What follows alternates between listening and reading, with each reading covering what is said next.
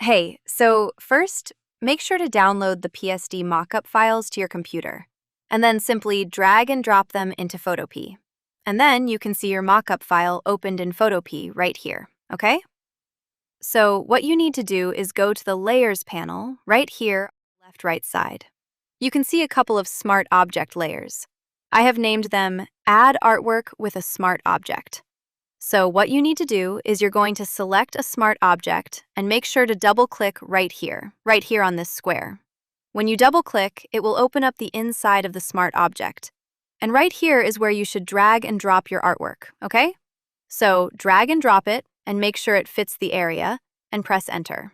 And go to File and select Save right here. Save Smart Object, okay? Okay. And then close this layer. Then you can see your artwork on the mockup. You can zoom in on it right there. You can also add another one right here. And I'm going to do the same for this one. Save Smart Object, close the layer. Okay, now you can see your artwork. All right, now we have 3 more adjustments to make.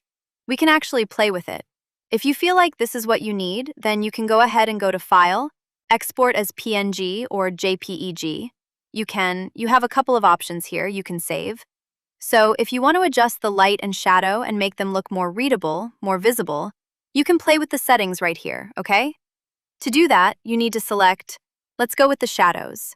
Just select the shadow layer, and you can reduce the opacity to reduce the shadows, okay? Just select it and go to opacity, and drag the numbers right there.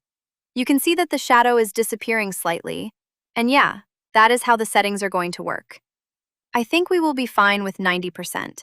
And on the midtone, you can reduce it to make it more shinier or less shinier, just like that. Okay, and same for the light. You can't see it much, but you can.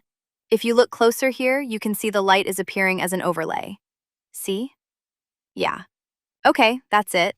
And yeah, that is how you're going to edit the PSD mockups in Photopea.